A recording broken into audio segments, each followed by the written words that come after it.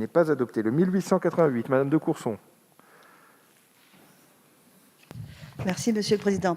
Mes chers collègues, sur tous les bancs, vous avez tous écouté, entendu, reçu des familles dans le cadre de cette loi.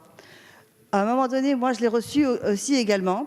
J'en ai reçu des familles également. Et à un moment donné, quand on parlait de cette instruction en famille, j'ai demandé, mais qui fait l'instruction en famille? Qui exactement fait l'instruction en famille? Et en fait, on s'aperçoit qu'à 80%, ce sont les femmes qui font l'instruction en famille. Il ne faut pas se cacher, derrière son petit doigt, il y a quand même beaucoup de femmes. Donc, moi, cet amendement, il vise à quoi? Il vise, une fois que les enfants sont partis au bout de 15 ans, que ces femmes ne se retrouvent pas finalement avec une carrière finalement impossible à refaire, et qu'elles puissent bénéficier de la validation des acquis de l'expérience, de dispositif, qui est un dispositif exigeant, parce que ça demande après, quand on y rentre, 9 à 12 mois de formation, et qu'elles puissent accéder, qu'elles puissent se raccorder au concours comme ça.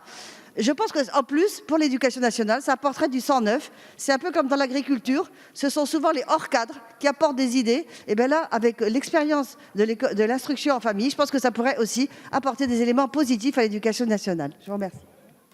Merci beaucoup, Madame de Courson, Madame la rapporteure. Oui, je vous remercie pour votre amendement. Alors, la commission a donné un avis défavorable. Néanmoins, je vais dire un mot de ce sujet, car l'une des principales nouveautés de cet article 21 et de l'introduction d'un système avec autorisation préalable, c'est que vont être vérifiées la capacité des parents à faire l'instruction en famille, chose qui n'avait jamais été prévue depuis 1882 et la loi Ferry qui a instauré l'instruction en famille. Donc c'est effectivement la reconnaissance que les parents qui font l'instruction en famille correctement aujourd'hui ont les capacités pour le faire, capacités qui sont bien sûr de l'ordre de la compétence pédagogique, mais aussi de la disponibilité pour s'occuper de leur enfant. Vous l'avez dit, effectivement, c'est en grande partie féminin, mais aussi des papas qui s'occupent d'instruire leurs enfants, il faut le dire. Alors, le sujet de la VAE en tant que tel, à mon avis, ne fait pas l'objet enfin, en tout cas, comme c'est rédigé, de cette insertion à ce niveau-là dans le code de l'éducation, mais c'est un sujet qui pourra être travaillé. Il y a déjà, je crois, des dispositifs pour les parents ayant éduqué plusieurs enfants pour bénéficier d'une entrée différente dans le métier d'enseignant.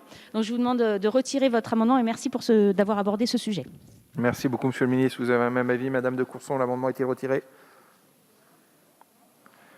Je le mets aux voix. Qui est... Hop, le président Le Fur souhaite s'exprimer. Il n'est pas retiré. Je trouve cet amendement tout à fait intéressant. C'est un vrai signe de reconnaissance à l'égard de ces familles qui épargnent en quelque sorte nos budgets et la dépense publique et qui, en plus, j'en suis convaincu, accèdent à des initiatives pédagogiques intéressantes. Donc la VAE, c'est fait pour ça. C'est nous qui l'avons d'ailleurs créée, mes chers collègues, la VAE. Donc nous sommes tout à fait intéressant, positif, on le votera. Merci. Alors, je le mets aux voix, le 1888, avec un avis défavorable de la Commission et du Gouvernement, mais qui sera voté par le président Le Fur. Et notamment...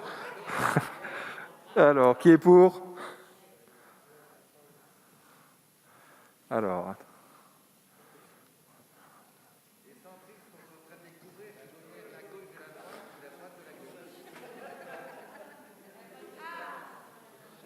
Merci. Merci.